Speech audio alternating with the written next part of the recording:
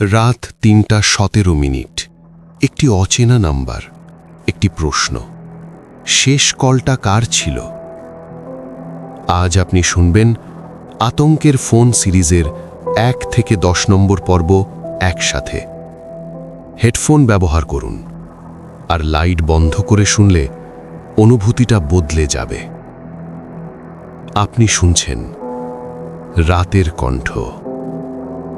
আমি আব্দুল্লাহ। এপিসোড ১।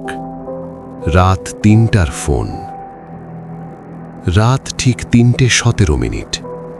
আরিফ ঘুম ভেঙে গেল ফোনের শব্দে। ট্রিং ট্রিং।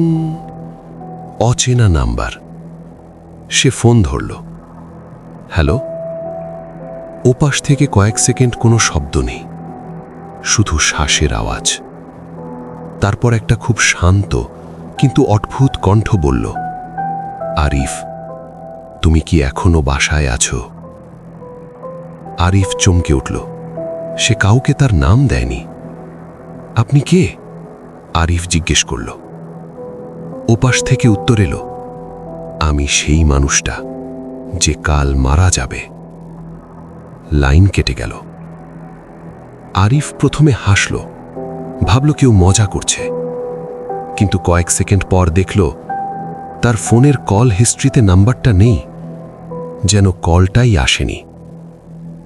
পরদিন সকালে নিউজ খুলে আরিফ যা দেখল তার মাথা ঘুরে গেল। ঠিক রাত ৩:১৭ শহরের এক লোক রহস্যজনকভাবে মারা গেছে। নিউজে লেখা, মৃত্যুর আগে সে কাউকে ফোন করেছিল। আরিফের গলা শুকিয়ে গেল, কারণ নিউজে দেওয়া শেষ নাম্বারটা ছিল আরিফের নাম্বার। এপিসোড ২। মৃত লোকটার নাম। আরিফ সারা রাত ঘুমাতে পারেনি। মাথার ভেতর শুধু একটা প্রশ্ন ঘুরছে, যে লোকটা মারা গেছে সে আমাকে কেন ফোন করল? সকাল হতেই সে সরাসরি গেল থানায়। ডিউটি অফিসারকে সব ঘটনা খুলে বলল। অফিসার প্রথমে গুরুত্ব দিল না, বলল অনেক সময় ভুল নাম্বার হয়। কিন্তু আরিফ যখন নিউজ দেখালো, অফিসারের মুখ বদলে গেল। মৃত লোকটার নাম ছিল রাশেদ মাহমুদ, বয়স ৪৫, পেশা একটা পুরনো লাইব্রেরির কেয়ারটেকার। অফিসার ফাইল ঘাঁটতে ঘাঁটতে বলল, অদ্ভুত ব্যাপার হচ্ছে তার মোবাইল পাওয়া যায়নি। আরিফের বুক কেঁপে উঠল। মানে মানে সে আপনাকে ফোন করেছিল, কিন্তু ফোনটাই নেই। একটু চুপ করে অফিসার যোগ করল, আর আরেকটা ব্যাপার আছে, মৃত্যুর আগে সে নাকি বারবার বলছিল ওকে জানাতে হবে সময় শেষ। আরিফের মাথা ঝিমঝিম করতে লাগল। ওকে মানে কে? অফিসার ধীরে বলল, সম্ভবত আপনি। সেদিন বিকেলে আরিফ গেল সেই লাইব্রেরিতে। পুরনো, প্রায় পরিত্যক্ত একটা ভবন। ভেতরে ঢুকতেই কেমন ঠান্ডা বাতাস লাগল।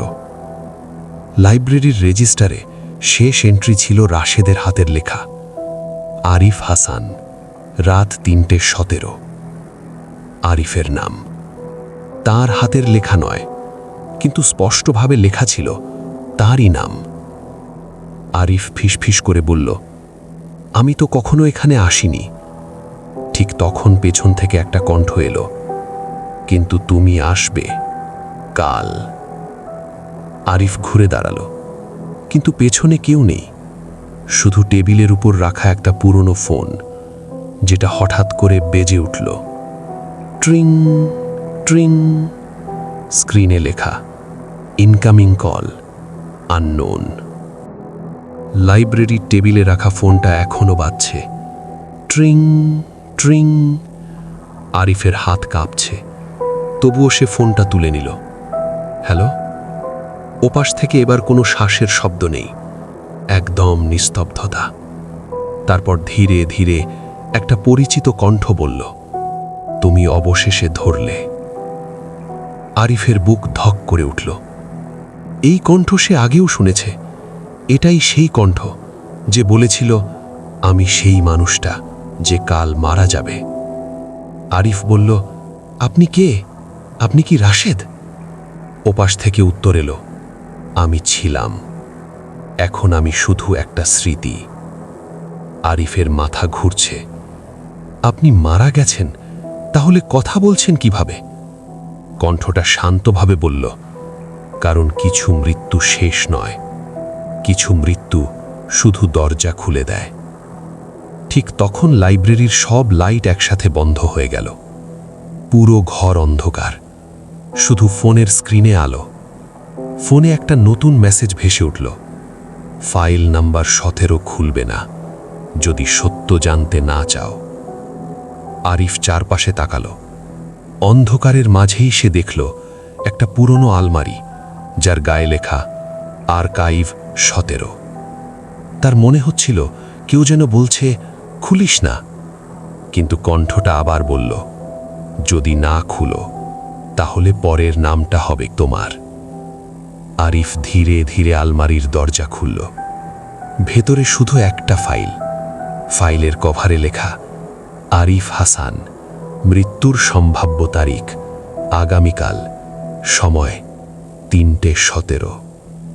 আরিফের হাত থেকে ফাইলটা পড়ে গেল।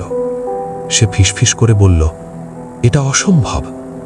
ঠিক তখন ফোনটা নিজে নিজে শেষ কথা বলল, আমিও বলেছিলাম অসম্ভব, তবুও আমি মরেছি। কল কেটে গেল, আর লাইব্রেরির ঘড়িটা ঠিক তখনই বাজল, টিক টিক।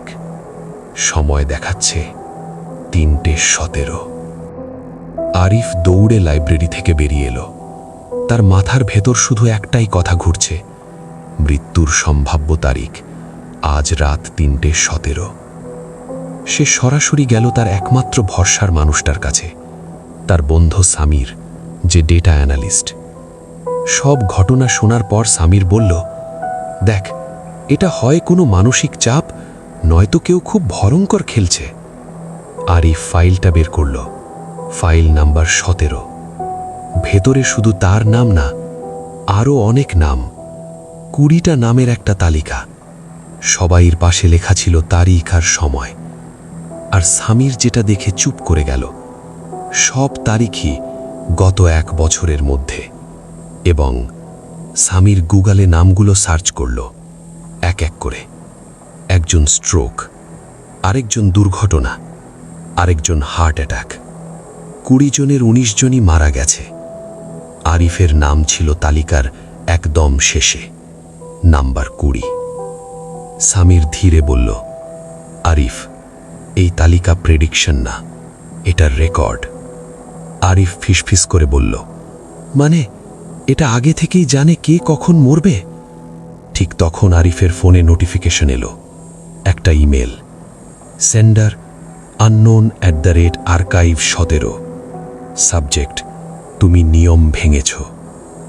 মেল খুলতেই লেখা, যারা তালিকা দেখেছে তারা সবাই তালিকায় যুক্ত হয়েছে। তুমি এখন আর পর্যবেক্ষক নও, তুমি এখন অংশ। আরিফের গলা শুকিয়ে গেল। মেলের নিচে শেষ লাইন, একটাই উপায় বাঁচার, ফাইল নম্বর 1 খুঁজে বের করো। কিন্তু মনে রেখো, ফাইল 1 খোলার পর আর কেউ আগের মতো থাকে না। সামির ধীরে ধীরে চেয়ার থেকে উঠল। তার মুখ ফ্যাকাশে। আরিফ, ফাইল নম্বর 1 কোথায়? আরিফ উত্তর দিল, রাশেদের ডেস্কে লেখা ছিল, ফাইল 1 রাখা আছে যেখানে কেউ স্বেচ্ছায় যায় না। সামির গিলে বলল, মানে? আরিফ জানালা দিয়ে বাইরে তাকালো। সামনে দেখা যাচ্ছে শহরের সবচেয়ে পুরনো জায়গাটা, পরিত্যক্ত মানসিক হাসপাতাল। আর ঘড়িতে তখন সময় রাত 1:48। তার হাতে আছে মাত্র 1 ঘন্টা 29 মিনিট। রাত 2:10। পরিত্যক্ত মানসিক হাসপাতালের সামনে দাঁড়িয়ে আছে আরিফ আর সামির। ভবনটা অন্ধকার, জানালাগুলো ভাঙা। গেটের উপর লেখা ঝুলে আছে আধা মুছে যাওয়া বোর্ড, ঢোকা নিষেধ, জীবন ঝুঁকিপূর্ণ। সামির ফিসফিস করে বলল, এখানে তো মানুষ আসে না 15 বছর। আরিফ জবাব দিল, কিন্তু কেউ একজন আসছে, নিয়মিত।